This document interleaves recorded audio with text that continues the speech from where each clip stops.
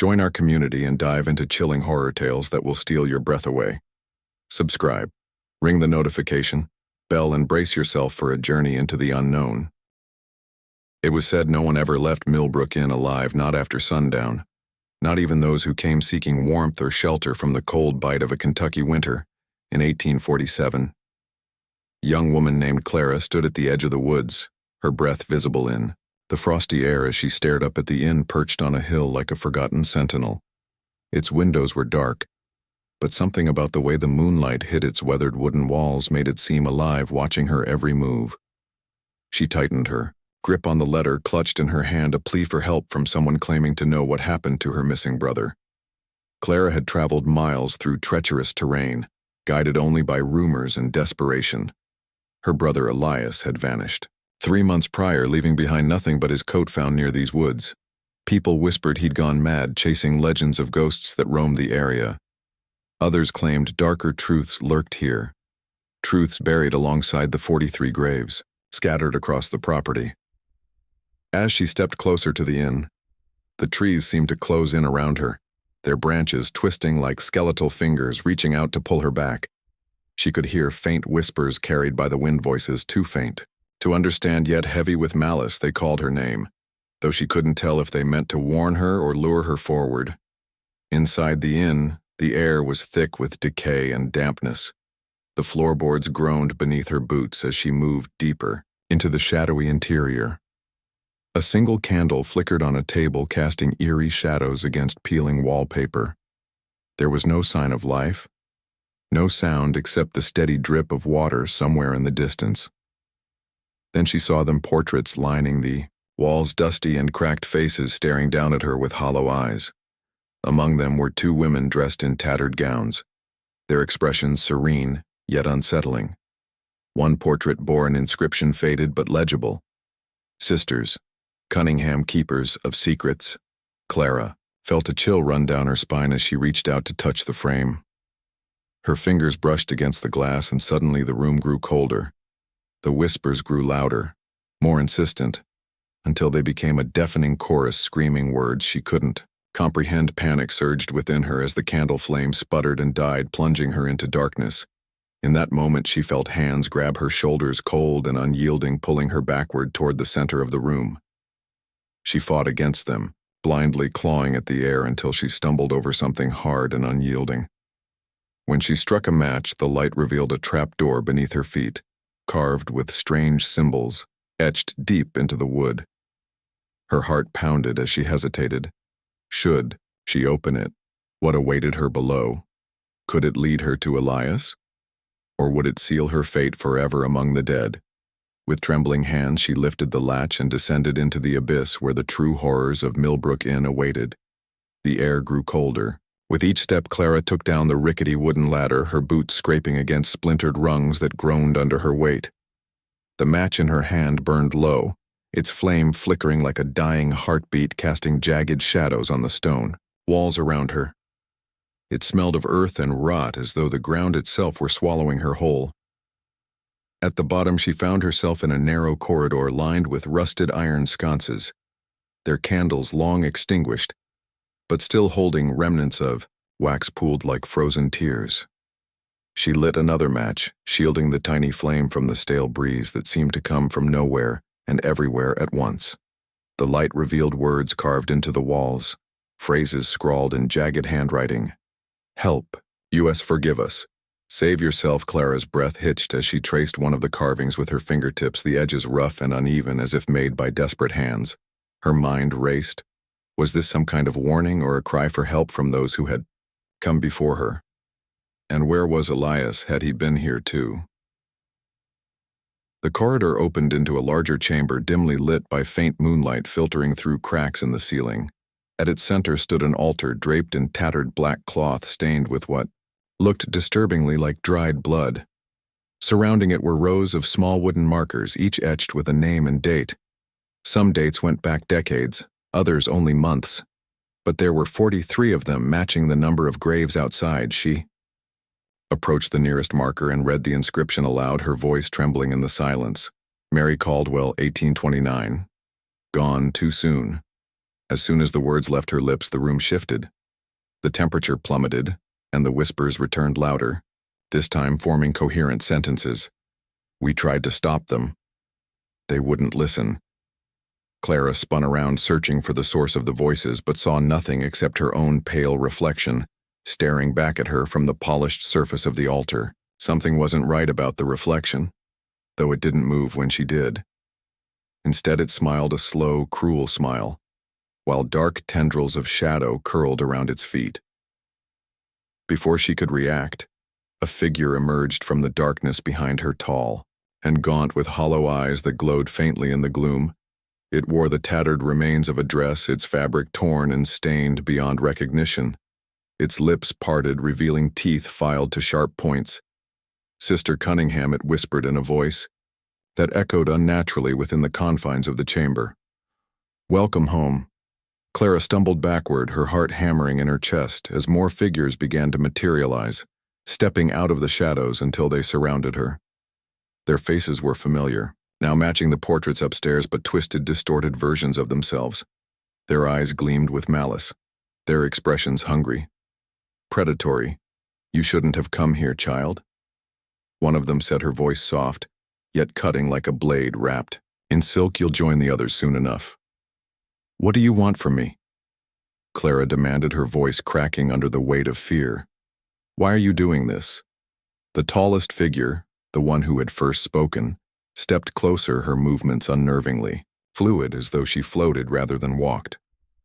Your brother thought he could uncover our secrets. She hissed, her breath icy against Clara's cheek. He paid the price. Now it's your turn. Clara's mind reeled. What secrets?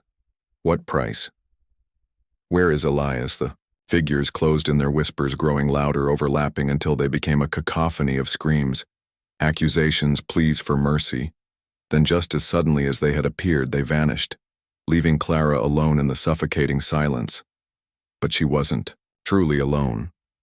From the corner of her eye, she caught movement near the altar, a shape huddled there, unmoving. She crept closer, dread pooling in her stomach, and gasped when she saw him. Elias. His face was pale, almost translucent, his eyes sunken and lifeless, yet he was alive, barely breathing shallowly, as though clinging to consciousness by sheer willpower. Elias, she whispered, tears streaming down her face as she knelt beside him. What have they done to you? He stirred weakly, turning his head toward her. Voice, Clara. He rasped, his voice dry and hoarse. You need to leave now. Get out while you still can. I'm not leaving without you, she said firmly, grabbing his arm to pull him up. But as she did so, the ground beneath them began to tremble, loose stones falling from the ceiling as the walls cracked and groaned. Above them, the inn shuddered violently as though protesting their escape attempt. The whispers returned louder, angrier, filling the chamber with a deafening roar. You can't save him, you'll both die here. Clara ignored them, dragging Elias toward the corridor even as the structure threatened to collapse around them. Behind her, the figures reappeared, watching silently, their glowing eyes following her every move. As they reached the ladder, leading back to the surface, Clara glanced over her shoulder one last time. The sisters stood motionless, their forms fading into the shadows. But their smiles remained etched in her memory, wide and malevolent, promising vengeance. Climbing out of the cellar felt like emerging from the mouth of hell. The cold night air hit her like a slap, waking her senses as she dragged Elias across the yard toward the woods. Beyond the trees, she could see the faint glow of lanterns carried by searchers who had come looking for her. But as she turned back to look at the inn one final time, she froze. In every window stood the sisters, their faces pressed against the glass, their lips moving in unison, forming a single word that sent chills down her spine. Stay. The lanterns grew brighter as Clara stumbled into the clearing, clutching Elias's limp body against her chest. Her lungs burned from running, but she didn't stop, not until she reached the safety of the search party. Their faces were a mix of relief and confusion as they took in the scene before them. Who are you? They asked. What happened to him? Clara opened her mouth to answer, but no words came out. How could she explain what she'd seen down there in the dark, beneath the inn?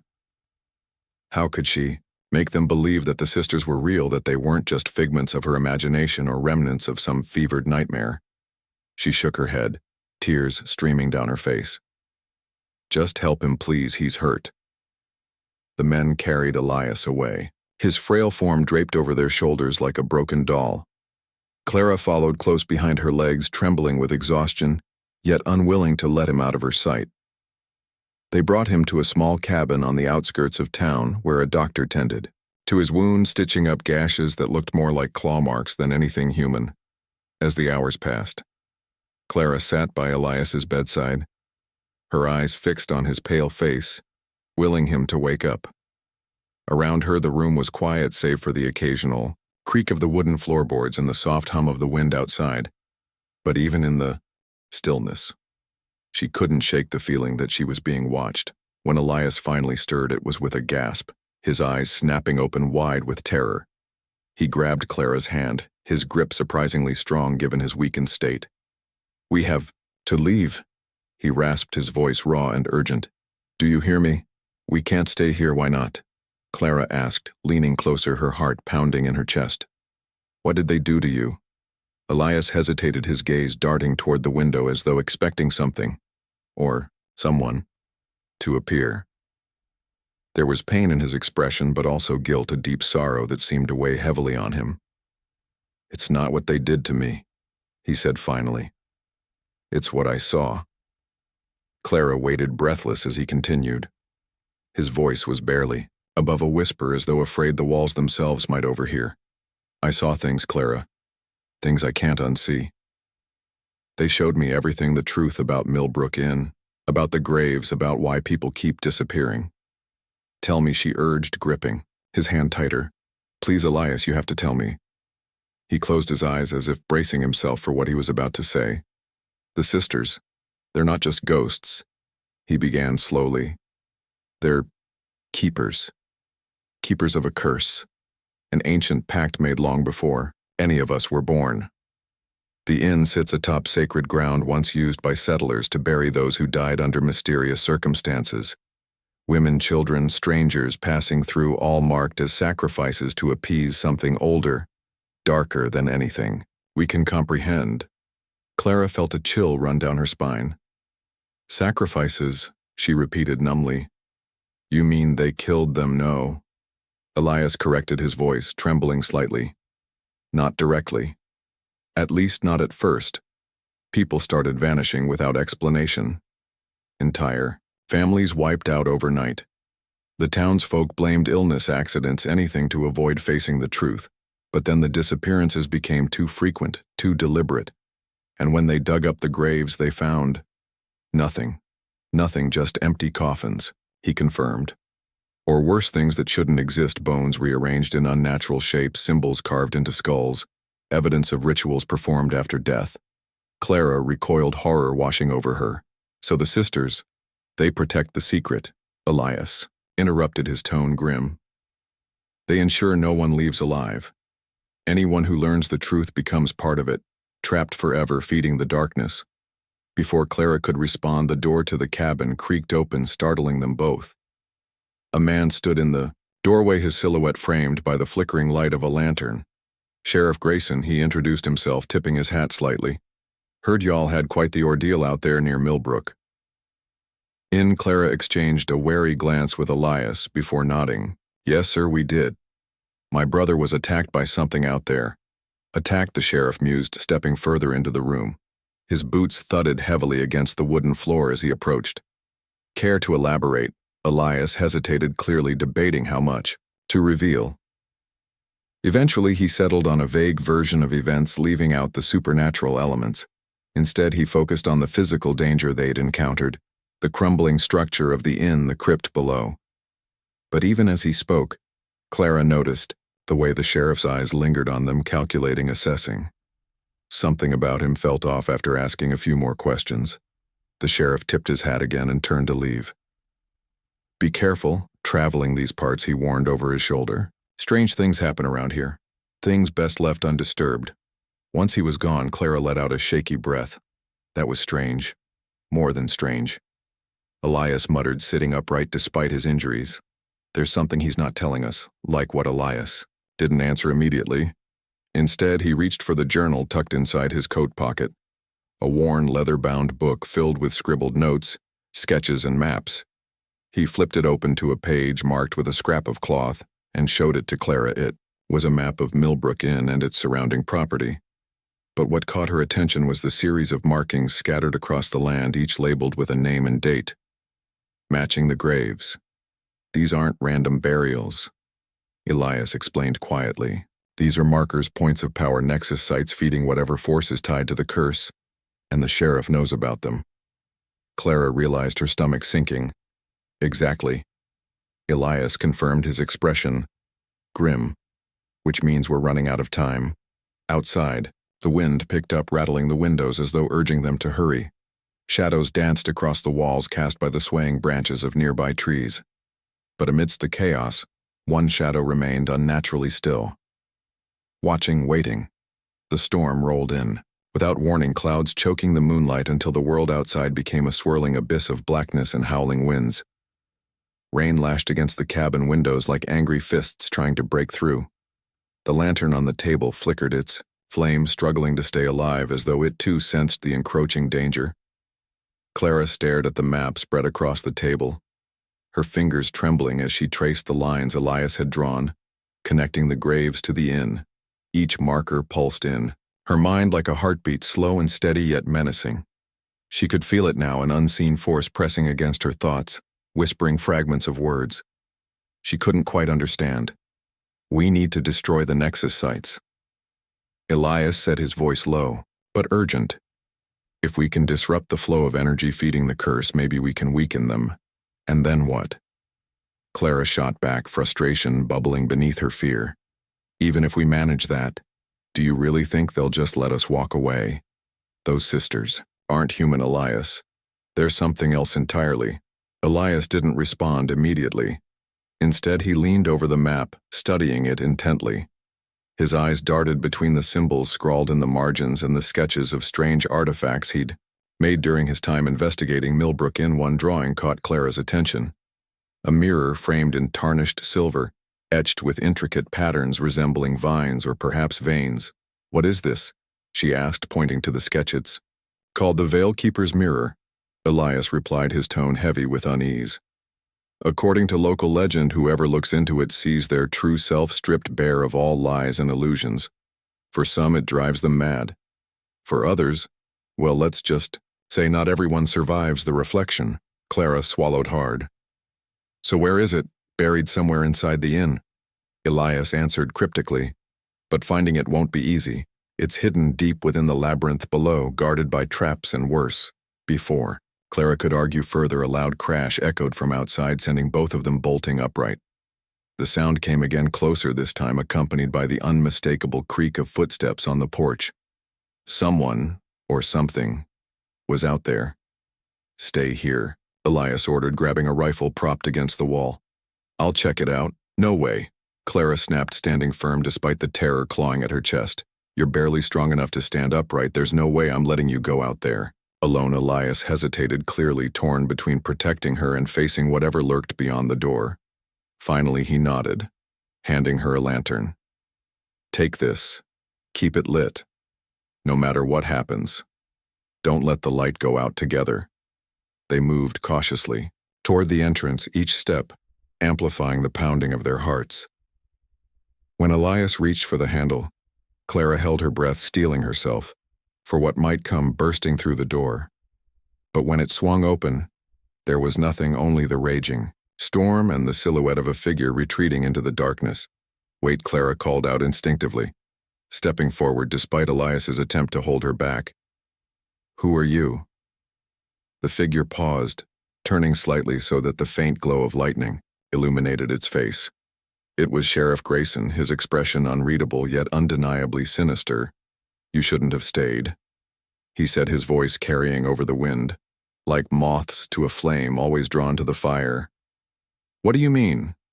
Clara demanded, her grip tightening on the lantern. Grayson didn't answer. Instead, he raised a hand, pointing past them toward the inn.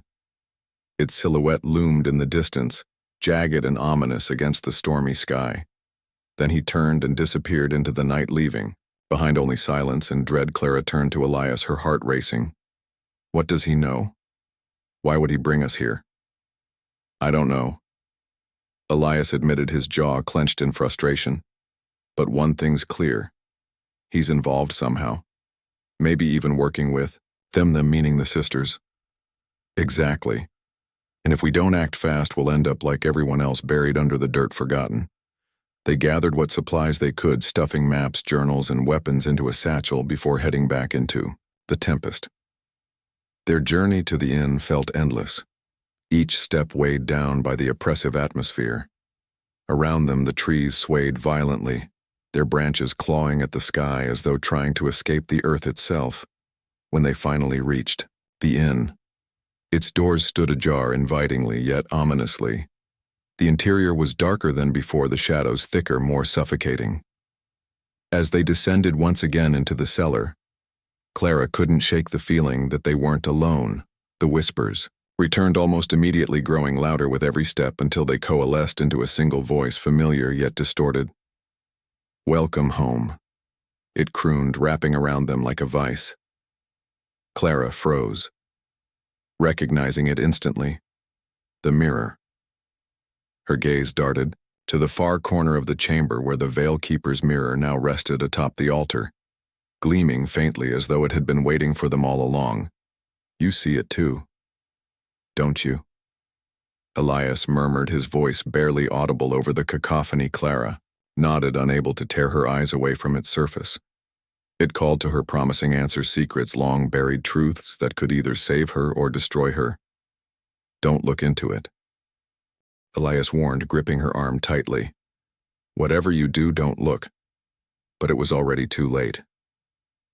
As Clara stepped closer, transfixed by the mirror's hypnotic pull, the room dissolved around her, replaced by images flashing like fragmented memories. A young woman screaming as flames consumed her body.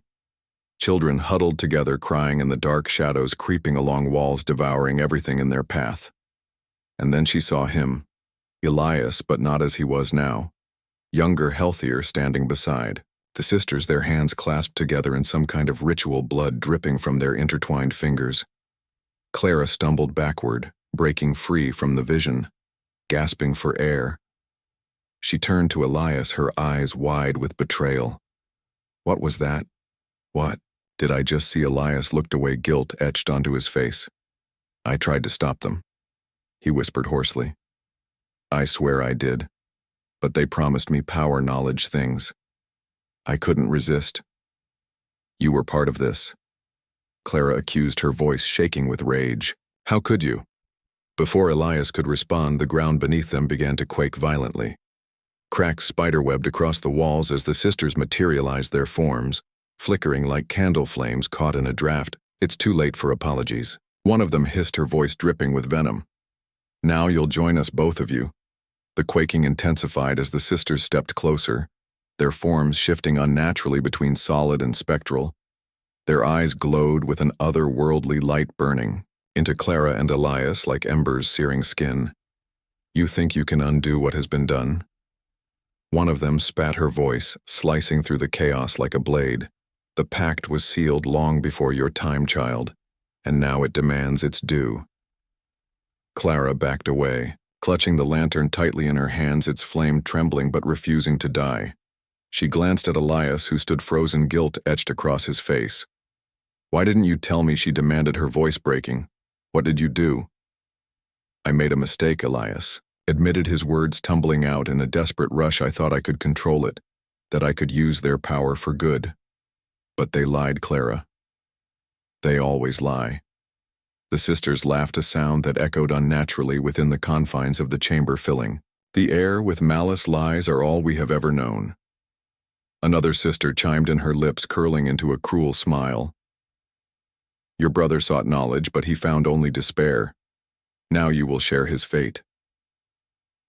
As they advanced, Clara felt the weight of inevitability pressing down on her chest. The mirror behind them shimmered brighter, its surface rippling like liquid silver, drawing her gaze despite her efforts to resist. Don't look at it, Elias shouted, lunging toward her. Too late. Clara's eyes locked onto the mirror, and suddenly she wasn't in the cellar anymore. She was somewhere else entirely. A vast expanse of darkness stretched out before her, broken only by faint pinpricks of light suspended in the void, like stars trapped beneath glass. Each star pulsed weakly, whispering fragments of stories, cries for help, pleas for mercy. She realized with growing horror that these were souls bound to the curse, tethered to the nexus sites, feeding the insatiable hunger of whatever force the sisters served. And among them she saw faces familiar yet distorted, people she had encountered during her journey. The sheriff, townsfolk, even strangers whose names she didn't know. But then she saw herself. Her reflection stared back at her, not as she appeared now, but older. Weary, haunted, her hair streaked with gray, her eyes hollow. Yet there was something else. A spark of defiance flickering deep within her gaze. This is your future.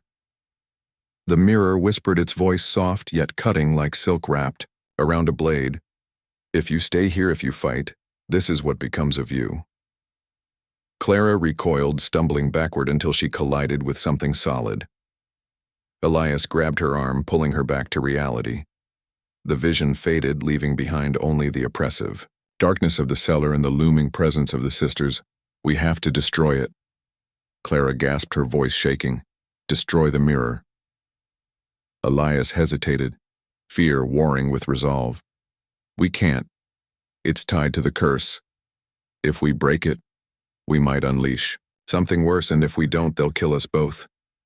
Clara snapped, her voice rising in desperation. Look at them, Elias. Do you really think they'll let us leave alive?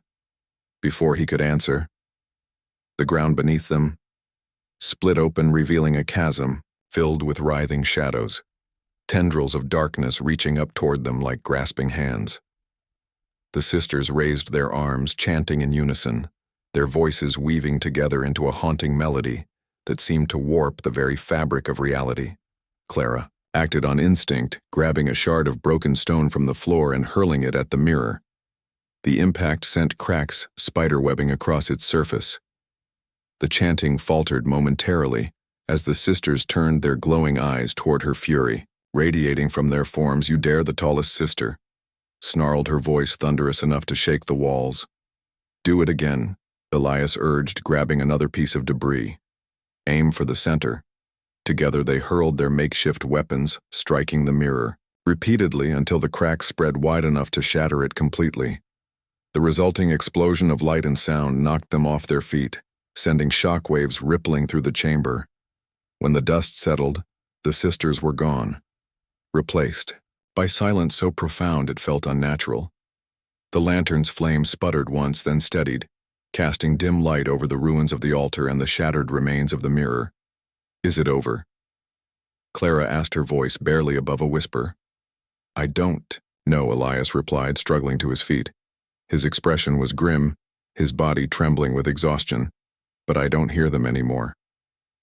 As they climbed out of the cellar, the inn seemed different, quieter, almost peaceful. The oppressive atmosphere that had clung to every corner of the property had lifted, leaving behind only the scent of damp wood and mildew. Outside, the storm had passed, leaving the world washed clean under the pale light of dawn. They stumbled across the yard toward the woods, where the search party had originally found them. Relief washed over Clara as she spotted the outline of the cabin in the distance. Safe haven. But as they reached the edge of the tree line, Clara froze. Her breath hitched as she looked back at the inn. In every window stood the sisters, their faces pressed against the glass, their lips moving in unison, forming a single word that chilled her to the bone. Stay. Clara blinked, and they were gone. The days that followed were a blur of exhaustion and unease. Clara and Elias sought refuge in the cabin on the outskirts of town, but neither found solace. Sleep eluded them, both haunted by dreams filled with whispers, shadows, and the unrelenting gaze of the sisters. Each morning they woke drenched in sweat, their bodies heavy with dread. Yet no matter how far they wandered or how hard they tried to leave Millbrook Inn behind, It lingered in their minds like a stain impossible to scrub away. The townsfolk noticed their distress, offering sympathetic glances and murmured condolences. But there was something else beneath their concern, a knowing look, an unspoken understanding, as though they too carried secrets they dared not voice. When Clara pressed Sheriff Grayson for answers, he avoided her. Questions his eyes clouded with guilt and regret. Whatever role he played in the curse remained buried deep within him, locked away alongside the truth. One evening, as the sun dipped below the horizon, painting the sky in hues of blood red and ash, Gray Clara found herself standing at the edge of the woods, staring out at the inn. Its silhouette loomed against the darkening sky, unchanged, yet somehow smaller, less menacing than before. She wanted to believe it was over, that breaking the mirror had severed the sisters' hold on the land. But deep down she knew better. Elias joined her moments later, his presence silent yet comforting. Neither spoke for a long while, content to let the stillness stretch between them until it became unbearable. "Do you think we'll ever be free of this?" Clara finally asked, her voice barely audible over the rustling leaves.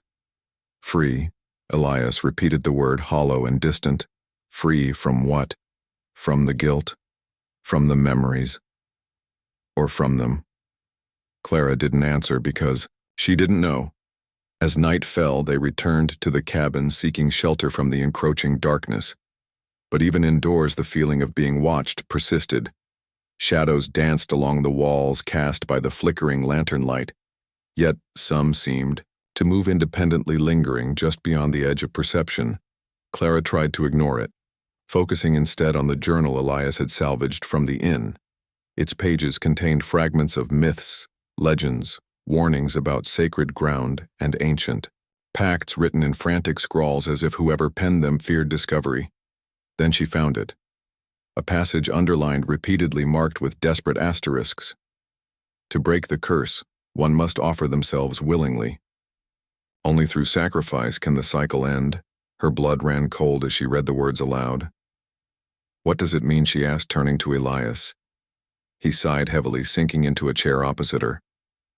I think it means exactly what it says. Someone has to take their place, become the keeper of the curse." "You mean die?" "Yes, no. Maybe it's not clear. But whatever happens, they won't stop until the debt is paid." Clara stared at him, realization dawning like a crack of lightning splitting the night sky. "You knew this all along, didn't you? That's why you came here in the first place. Not to save me or anyone else, but to finish what you started." Elias flinched, guilt flashing across his face. "Yes. But I swear, I didn't know it would come to this. I thought I could fix it, make amends. And now I don't see another way." Before Clara could respond, the door to the cabin creaked open, slowly revealing nothing but empty space beyond. The lantern flame guttered, wildly casting erratic shadows across the room. Then came the whispers, soft at first but growing louder, more insistent, filling the air with overlapping voices, pleading, demanding, accusing. "Stay, stay.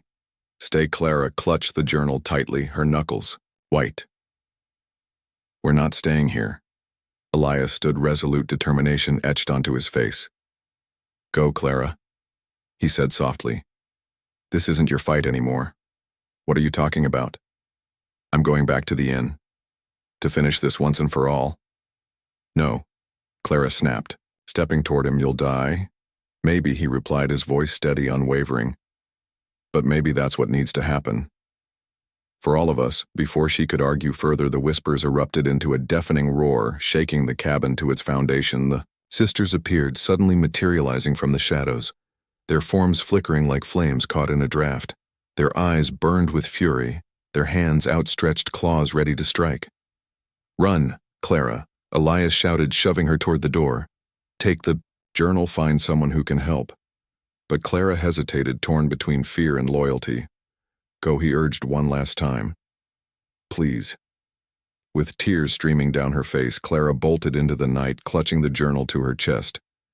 Behind her, the screams of battle echoed, fading into silence as the cabin disappeared into the darkness. Weeks later, Clara returned to Millbrook Inn, guided by the notes in the journal and the fragmented visions that plagued her dreams. The inn was abandoned quiet, except for the wind whistling through broken windows. Inside she found Elias, or what remained of him. His body lay slumped against the altar, his face peaceful, as though finally at rest. Around him were symbols carved into the stone floor, glowing faintly before. Fading into nothingness, she knelt beside him, grief overwhelming her. But as she reached out to touch his hand, she felt warmth radiating from his skin. Not death, but life. A whisper brushed against her ear, so soft she almost missed it. It's done.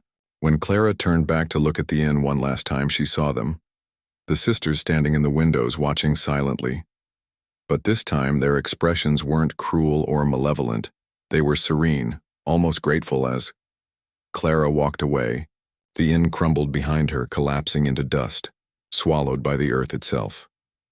Years later, when Clara recounted the tale to others, they dismissed it as fiction, a ghost story meant to scare children. Yet whenever she passed a mirror, she couldn't help but feel watched, as though somewhere deep within its depths, the sisters waited patiently, biding their time, because curses never truly die. They only sleep. The end.